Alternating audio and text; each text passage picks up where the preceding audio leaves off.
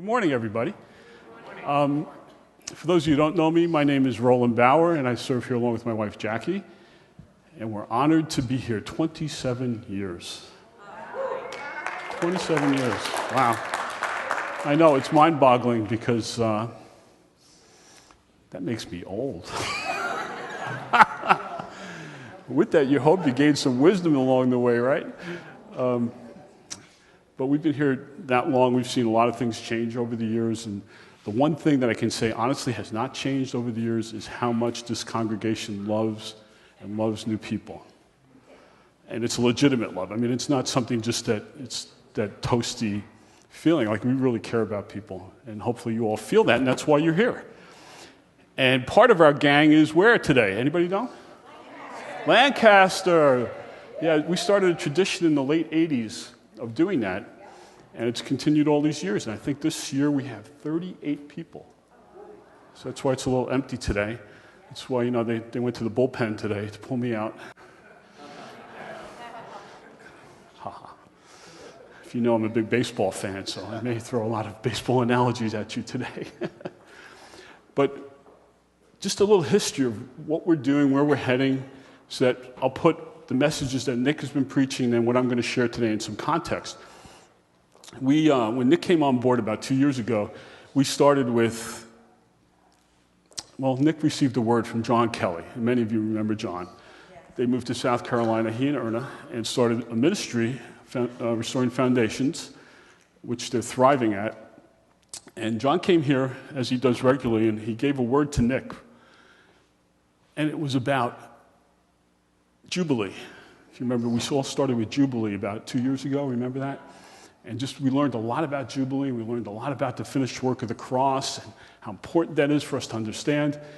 And in the midst of that, what the word really boiled down to was Jubilee. Year 49 and 50 are years of rest in Jubilee, if you remember that. So we are in the second year, which is year 50. And you notice, things here, we're not too active, but we're busy, and we're enjoying ourselves. And so we're in that second year. The first year was all about the finished work of the cross. We did the happy gospel, had Ben Dunn come present. This year it's about learning about Holy Spirit and the Seven Spirits Burning book, which is what a lot of our messages are taken from. So last week, Nick taught on wisdom, chapter 4. So if you're not involved in a small group, I would encourage you, if you're just hearing the messages on Sunday, at least get the book to read along, because otherwise you're going to lose track of where we're going, because this is really vitally important stuff that we're talking about. Okay? So last week Nick talked about wisdom, and I'm going to finish the chapter, because the chapter is about wisdom and understanding, and the linkage between the two, which is very difficult to understand, and it's going to get confusing, and I'm not sure I'll be able to decipher it that well for you guys, but I'm going to make an attempt at it. So bear with me as we go on a roller coaster ride, okay? All right? I'm going to like roller coasters. Come on. If you're in God, you're on a roller coaster all the time. Who are you kidding? Right? All you know is that you don't even need to keep your eyes closed, right? That the bar is down and he's got you latched in and you're in. All right. Now, one of the great things about this place is that I wasn't sure what to title the message today. And then Nydia, my lovely friend Nydia, mentions upstairs and then down here about recycling the gift. And I thought, that's it. Because I've been asking the Lord all week, what should I be calling this message? And Nydia, thank you. Thank you. No, that's how God works, right? He speaks through other people into your lives. So, I want you to just close your eyes for a minute and consider when you were born. Consider that 9 months before you were born, you had a nice home, right? It was warm, you got fed, nobody had to clean you. And then the big event occurs, and you pass through this canal, and it's like, whoa, what just happened?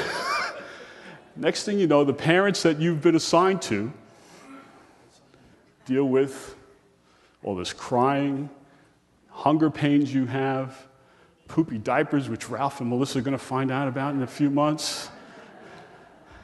And we have had a lot of babies. It's been awesome. Jackie and I work in the nursery. I'm telling you, if you want to get involved in a ministry, that'll bless you. That's the one. Kids are awesome. But that's kind of like our walk, isn't it? Like we're just exploded in. You know, when our 3 children were born, somehow I forgot to take the handbook on how to raise them along. Did anybody grab the handbook? Tom? Did you grab the handbook? No. But, God in his wisdom, and the Bible that was here just got stolen from me because it's probably James's. God in his wisdom gave us one. Gave us one. And although it's very hard to understand everything initially when you're a young parent, we have this at our capability, we have others who've used it, and we can learn from. And so the point I'm trying to make is that we really need to gain that wisdom, don't we? As an example, we need to gain understanding. My 3 children are so different from one another, I can't parent them the same way. I did for a while, and I was dog meat. At least with 2 out of the 3, I was dog meat. Because I didn't get it right. What was right for the one wasn't right for the other 2. And you look like, anyway. So in the midst of that, as you grow as a parent, you learn from other people, you study things, you read, you have people like focus on the family, sowing into your life and your understanding. You grow. And what you give to your kids, hopefully you do a good job with that, is an understanding of wisdom and where their life should be going, a vision for their life, and all those things that come along with that, right? And then ultimately a friendship. Although my son, when he crosses the line, I have to remind him I'm still his father, which I do more than I'd like to sometimes. But still, this is bonds that should form between parent and child that is healthy. Healthy. It's the kind of bond you should be forming with our Heavenly Father. But what you experience when you come into church, think of now someone being birthed into the kingdom, right? They go through a similar experience where they might be living in a comfortable environment, even though it's maybe a very unhealthy environment. They get birthed into the kingdom. Are they handed a parent? How many of you got handed a parent after you got saved? Anybody? I can't see with these lights here. No. Tell me, what might have been the one thing you could have really used the most when you did get birthed into the kingdom? Parent, mentors, right? So wouldn't it be wonderful to have that? I mean, I got mentors when I started my job. I have background in food science, chemical engineering. And companies don't just throw you out to the wolves. They give you people to teach you things, right? How to run plant trials, how to do formulas, how to calculate different things that are important to the business you're in. But why do we think when people come into our building and are looking for the Lord that they're just going to grab it naturally? Is that wise? No, it's not wise. Come on, you can say it a little louder, please. Agree with me. I need the blessing. So, thank you. I knew a Sabenko would speak up. How did I know that? Thank you, Jenny. So the point is being, we have to go out. And if we're those who've been here a while and have gained some wisdom, as long as you are 1 or 2 steps ahead of the person you're looking to mentor, you have something to offer. And don't be shy about it. And I'll just speak for myself and my wife. We have just walked into this incredible place of having a lot of young adults look at us in a way that I'm just overwhelmed by, to be quite honest. I don't know what I've done to deserve it. I just know I like the relationship I have with them. I'm sorry? Well, it is a gifting. I will say that. It's an impartation, but we can all ask for it. Okay? So that's what we're going to talk about today. How do we get wisdom and understanding? And so the key thing, if this will work, here we go. Who do you want to be? Have you ever thought about that? Who do you want to be? We did an exercise a few years ago. James will remember this well, where I was working with a bunch of fellows in something we called the Mighty Men of Valor. and others of you took it with Pat and maybe Rich Palazzolo. One of the most powerful things we did in that whole time was we wrote our own obituaries. Think about that. It's a challenge. What do you want written in your obituary? How do you want to be remembered by people? Nobody ever asks you that, right? You kind of live your life and think that everybody doesn't care, but people care. Your kids care, your family cares, your friends care. I challenge you to try that sometime. And don't get frustrated if it doesn't flow initially, but it will. And I remember James's very clearly, and it was just an awesome one. Awesome. To this day, I remember it pretty clearly, James. And it will come to pass. So who do you want to be? Who do you want to be? It's a question you need to ask the Lord. Show me who I was created to be, right? If the maker and creator knows you, then he can tell you who you should be, because that's the place you'll be most fulfilled. A lot of blank stares. Is it time for Dunkin' Donuts yet? Okay. Because you notice we didn't have coffee outside today, right? Okay. So let's talk about wisdom. This is a little bit of recap from, I was wondering if you would be here today, Sophie, because when I put that up, I thought, if Sophie Hayes is here today, she's going to get a rise out of this. But we talked about it last week. So wisdom in the Greek is Sophie. Are you Greek? You're not Greek. No. So wisdom means to accumulate, or the ability to accumulate and organize principles from Scripture, and then to regulate your conduct accordingly. So with what you know, you actually do something with it, right? Because people can know a lot of things. I hear a lot of people espouse a lot of things, but then they don't do anything with it. Guys can talk about how to hit the curveball, but they don't know how to hit the curveball. Right? I remember I was a catcher in Little League, and one of my coaches came along and he said, you know how to catch a curveball? I'm like, sure, cocky 10-year-old, right? He threw me this curveball that hit my knee. And I'm still not the same. It just... So you have to put that into action, okay? And that's what we're going to talk about a little bit more today. So wisdom and understanding, which is really the goal of what I'm going to talk about today, are so intertwined, they're intricate with one another that it's hard to separate them. So as I list some of the benefits here of both wisdom and understanding, understand there are times when you're going to say, well, is that wisdom or is that understanding?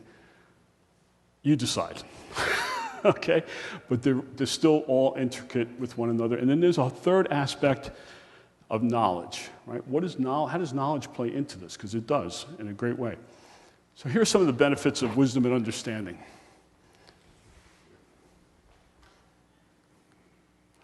It brings favor. Who doesn't like to have favor? Ginny, you're strange. Favor brings special benefits from God, but more importantly, it helps you avoid unnecessary suffering, right? If you have favor and God just blesses you, you avoid that unnecessary suffering. And you don't even know it because God's favor is on you, so you don't even know what suffering you've avoided, right? It brings an irrevocable hope that can't be cut off. Right? There's just a hope. As you have wisdom, you know you're going to get through situations. You know that God will give you an answer to things. I've been in situations where in my previous corporate life, I was a project manager at one point, and the biggest project I handled came after I handled one that I hadn't handled really big ones before, and all of a sudden this one came along that was a $15 million project.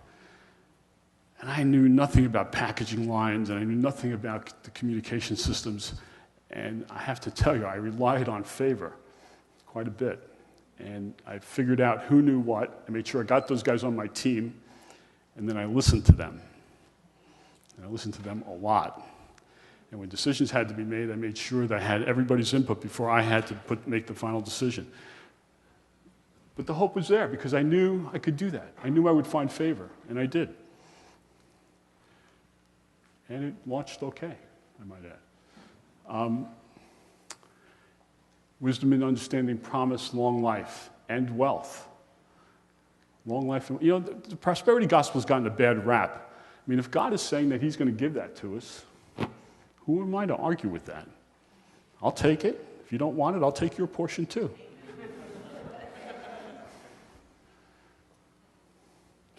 Wisdom brings creative power.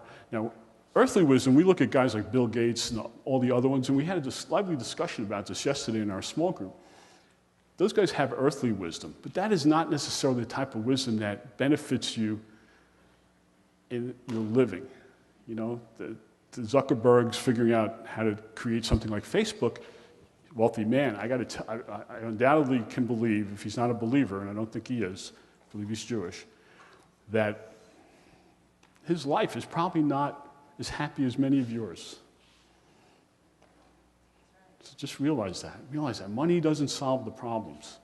In fact, money often creates more problems. But wisdom can bring creative power to us, right? When we have issues that we have to get around or through. It's a shelter. And I like this one. It creates sweet sleep. That's what the word says. If you have wisdom, you can put your head down at night, not worry about it. Go to bed. Enjoy.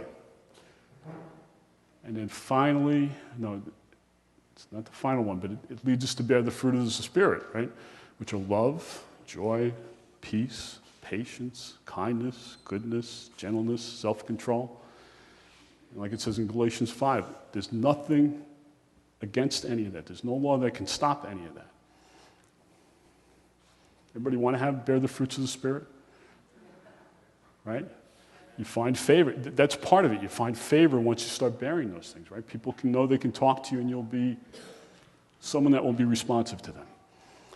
And then lastly, it brings authority and respect, right? When you meet somebody that has favor and wisdom, who are you going to go to when you have an issue?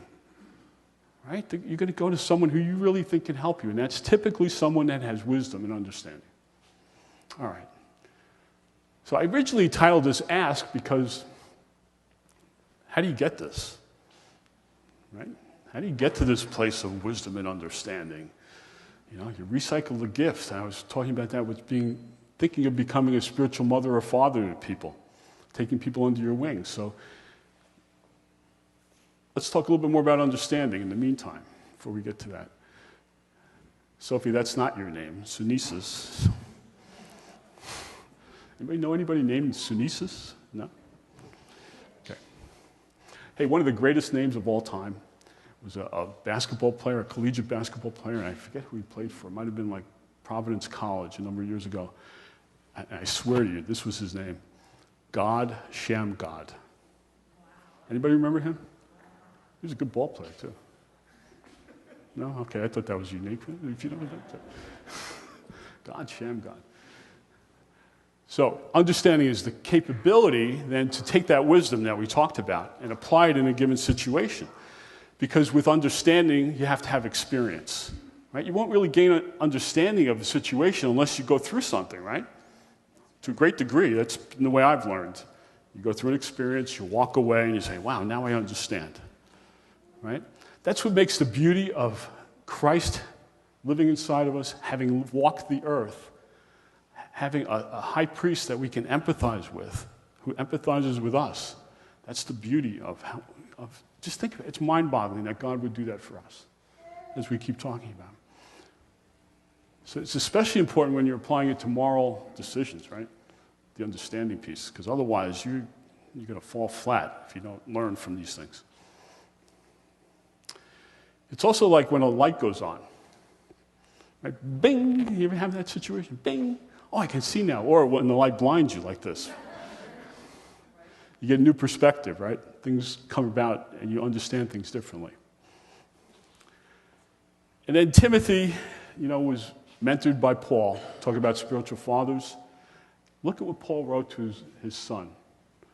He said, consider what I say, and may the Lord give you understanding in all things, not in some things, not in things that you're interested in, but in all things. So the Lord will do that for you. It's a promise. It's a promise. It's a promise. It's so cool. So understanding. Let's just talk about some of the benefits of understanding quickly. It brings discernment. It brings understanding, brings an enlightenment in seeing things as you look at a situation. Because of experience, even if the situation is a little different, you can kind of know what's going to happen, how to handle it, how to deal with something. Because if you made a mistake the first time, and you undoubtedly make mistakes along the way as you learn these things, when you go through it again, and when you can offer that spiritual capability to others, because it is an impartation that you can teach others about, they will learn from it. And as I mentioned just a moment ago, it allows God to empathize with us because of his Son having walked this earth and having experienced the pain of life that we all go through at times. And yet the joy of the victory which he's promised us.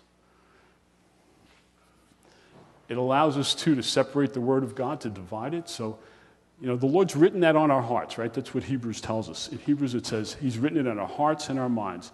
And it's already there, but we need to activate it. I feel like wisdom and understanding are the things that activate it. You need to spend time in the Word. Spend time with your friend, the Holy Spirit. He's already there inside of you, but if you don't invite him to spend time, you're not going to get to this place of really having this understanding in daily life. So what's the opposite of understanding? Misunderstanding. That's pretty straightforward, right? So what happens when you have a misunderstanding? And whose device is it? Who uses that device? The enemy does, right?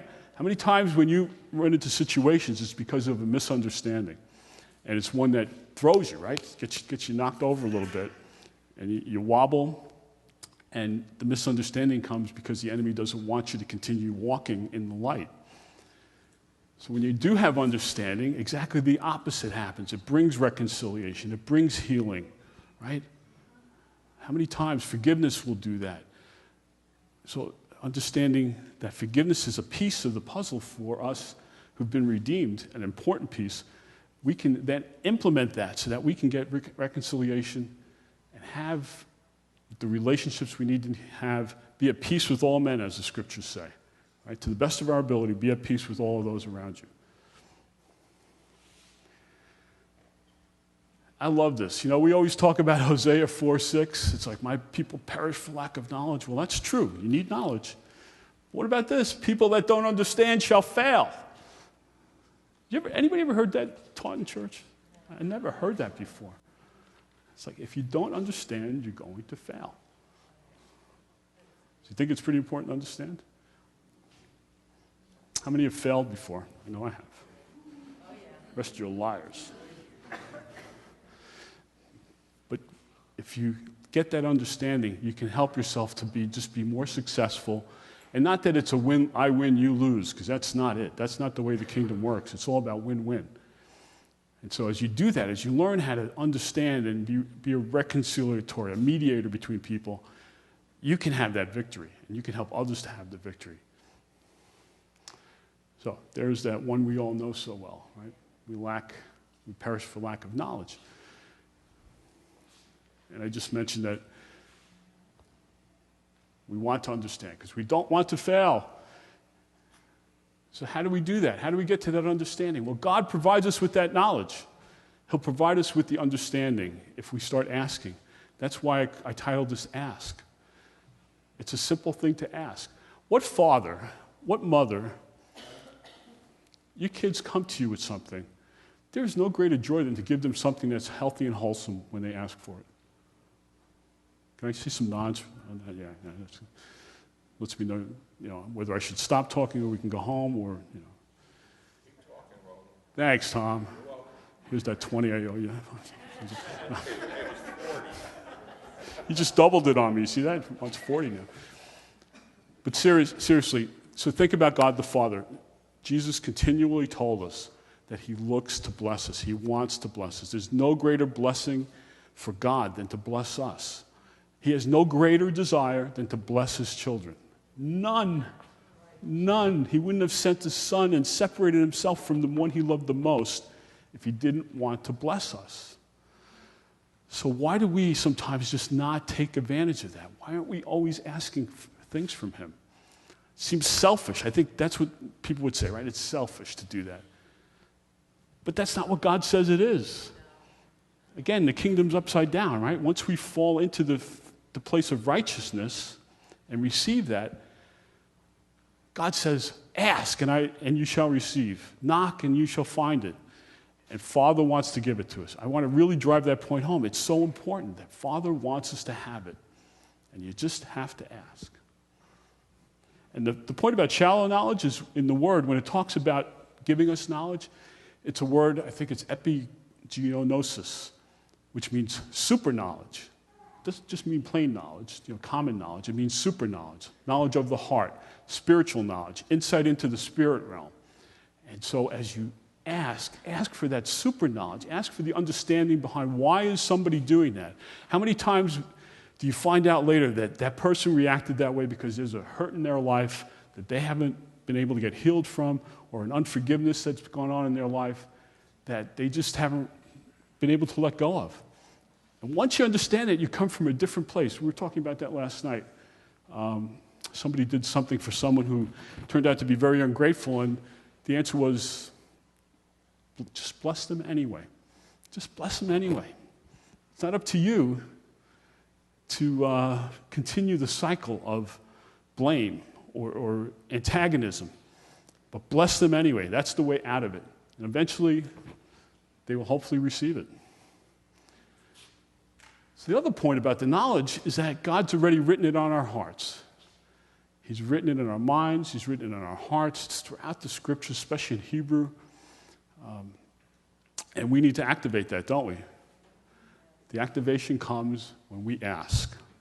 Okay, Lord, help me to understand. Solomon, a great example that is used in Scripture, and Nick talked about it extensively last week, was Solomon when he was asked by the Lord, what do you want? He chose wisdom. Now, we know he didn't always follow that.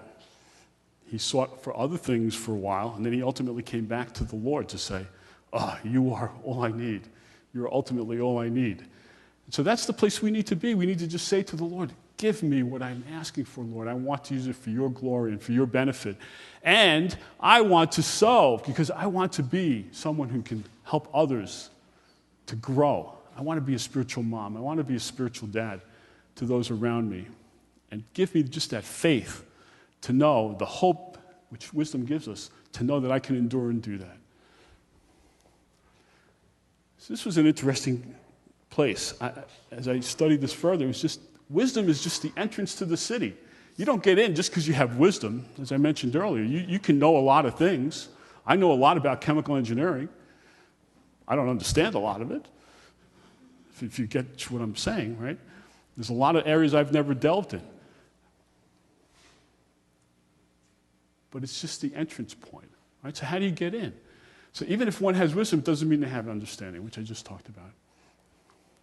So Proverbs 4, 6, and 7 tells you, though it costs you all, get understanding. Wow, that's a powerful statement. That means you should be giving up everything to find it.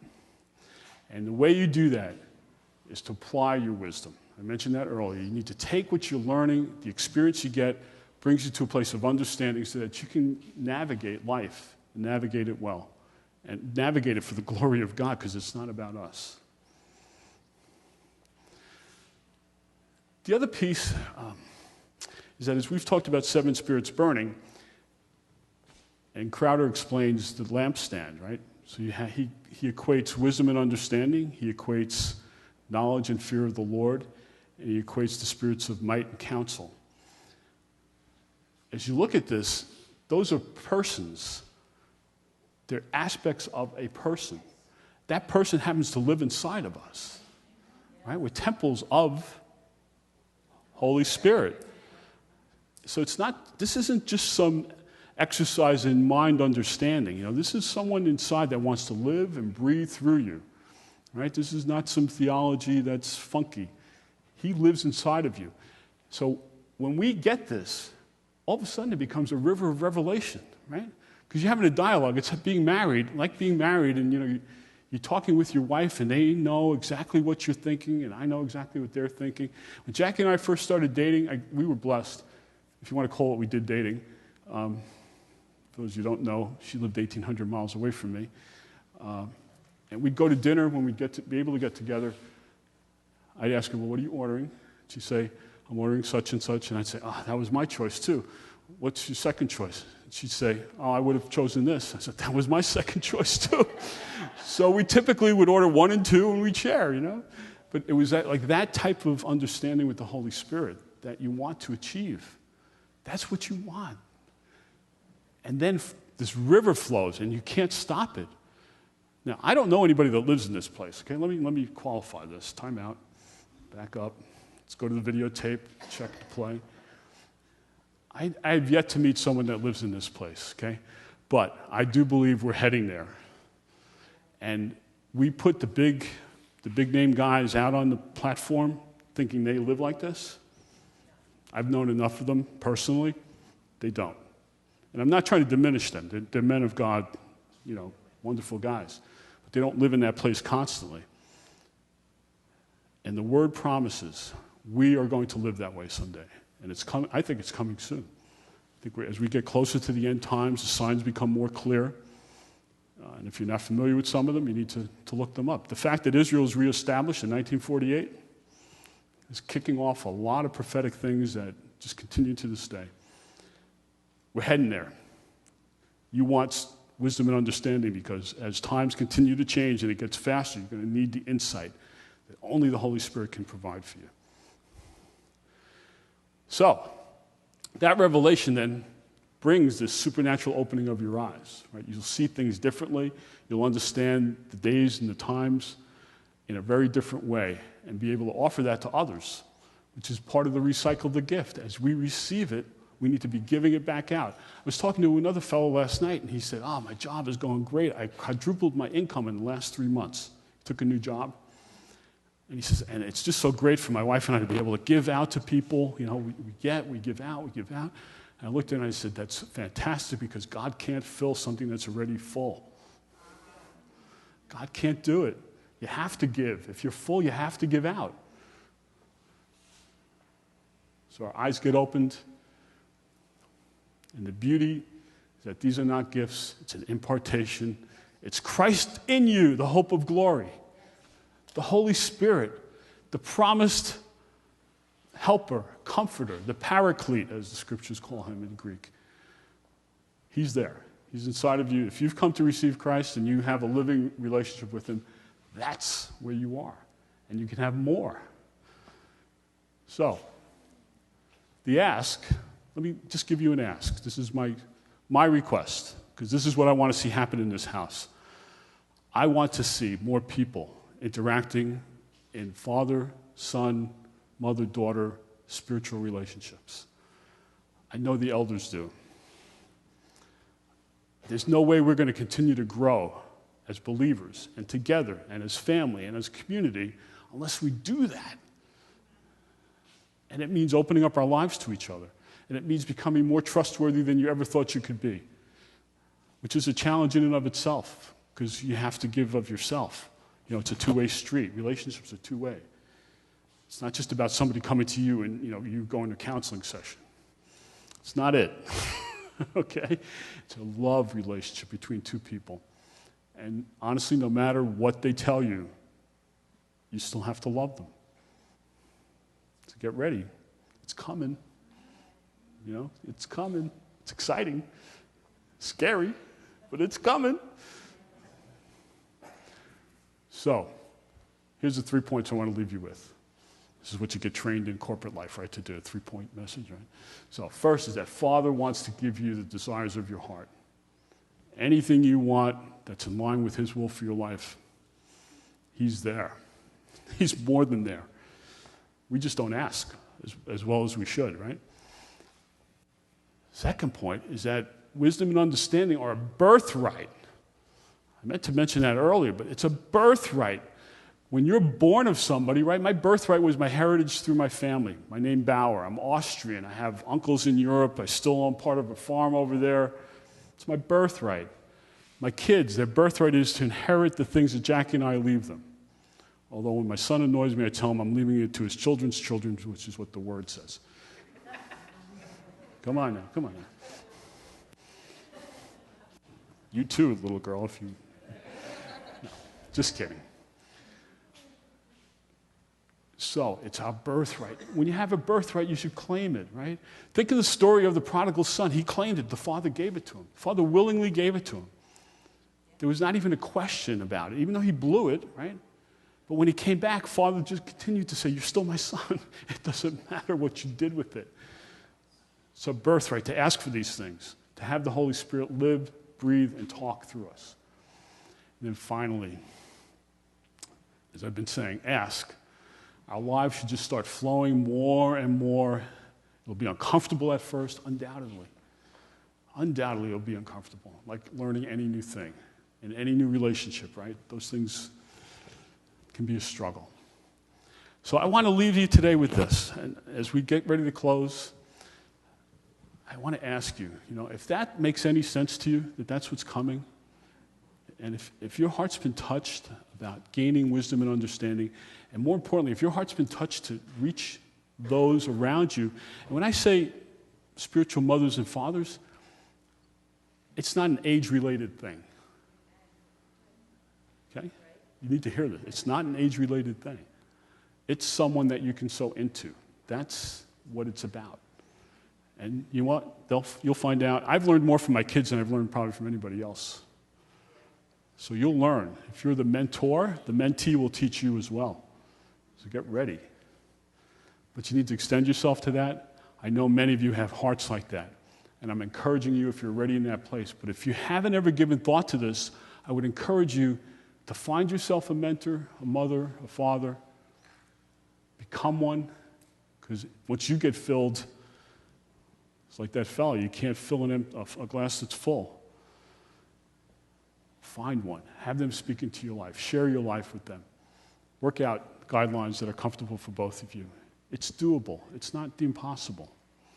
And I want to offer that today as we close. I can get the worship team up here. As we get ready to close, let's just take time at the altar.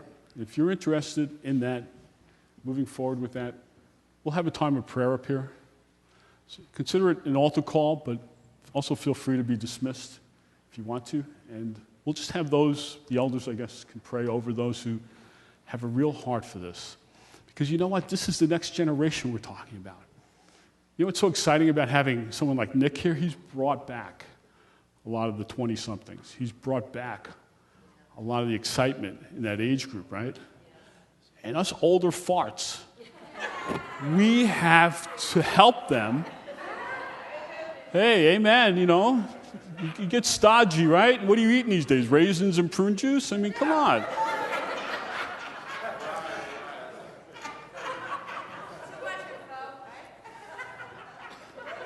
You know what? You got a lot to offer them about life. A lot. And more importantly, have a lot to offer them about spiritual walk with God. And shame on us if we don't share that with them. Recycle the gift.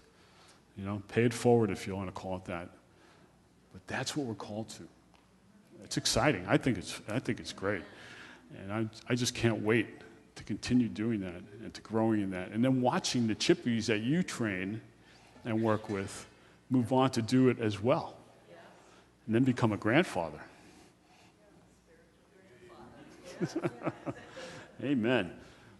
So, Father, I just want to thank you. Lord, you bless this house. We've been through our ups and downs, but you have been faithful, forever faithful. And as we walk in newness of life, let us share it with one another. Let us build family in a way that confounds the world. Oh, they won't understand it. How can you be bonded to someone that's not part of your family like that? How can you open the doors of your house and just say, come on in? How can you just run to help somebody that's never helped you before and expect nothing in return? Whew, it's a beautiful thing.